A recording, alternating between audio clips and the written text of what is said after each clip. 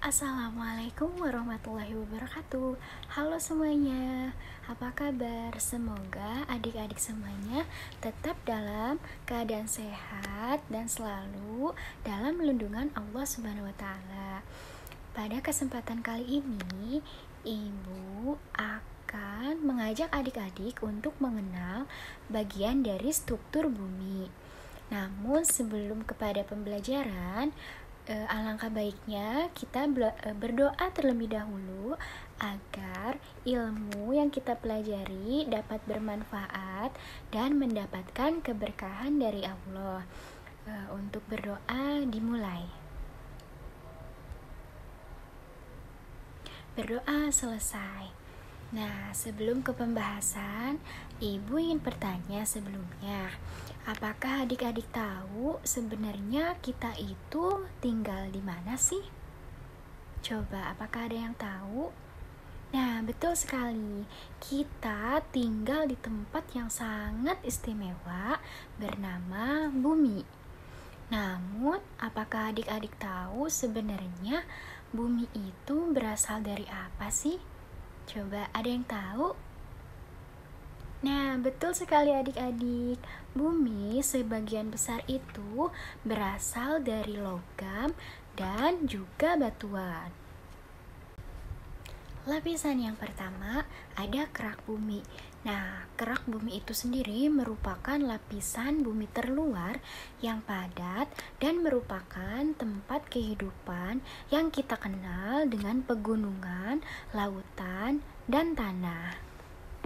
Nah, perlu adik-adik ketahui juga bahwa kerak bumi sebagai tempat kita berpijak 3 kali lebih tebal daripada kerak bumi yang ada di dasar laut loh. Nah, sebagian besar terbuat dari batuan basal dan tebalnya itu sekitar 40 km di atas tanah yang sebagian besar terbuat dari batu granit.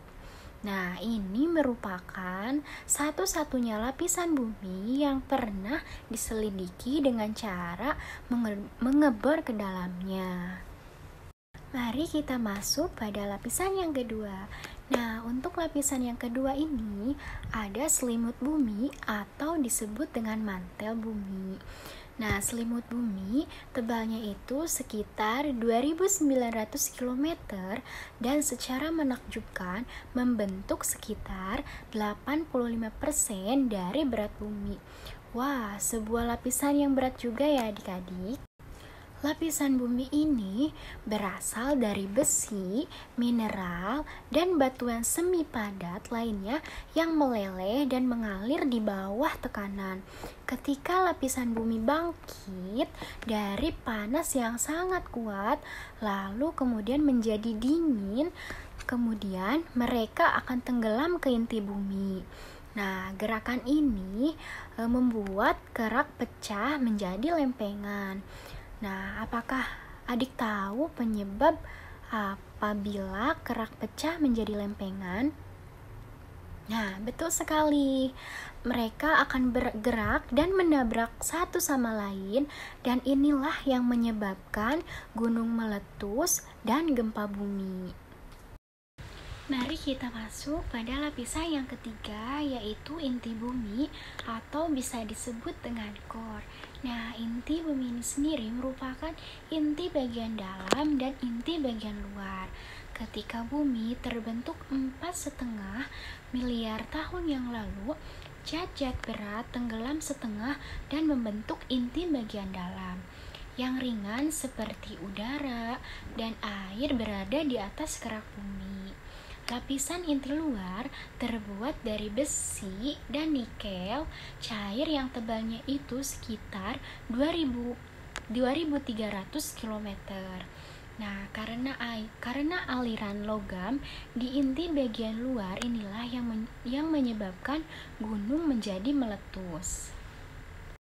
Jika inti luar berbentuk cair, maka lapisan inti bumi itu berbentuk padat. Mereka terbuat dari besi dan nikel padat yang tebalnya itu sekitar 2.400 km. Kemudian suhu inti bagian dalam mencapai 4.982 sampai 7.204 Celcius. Nah, inti bagian dalam sangat panas seperti permukaan matahari. Jika suhu air mendidih mencapai 100 Celcius, maka bisa adik-adik bayangkan panas inti bumi bisa 400 atau sampai 700 kali panasnya air mendidih. Lalu dapat dikatakan inti dalam itu berputar dengan kecepatan yang berbeda dengan bagian planet yang lainnya yang akan menyebabkan medan magnet bumi. Baik adik-adik semuanya, sekian pemaparan materi dari Ibu. Terima kasih kepada adik-adik yang telah menyimak dan ikut belajar bersama Ibu mengenal struktur dari bumi. Semoga adik-adik dapat memahami materi yang Ibu sampaikan. Sekian dan terima kasih. Wassalamualaikum warahmatullahi wabarakatuh.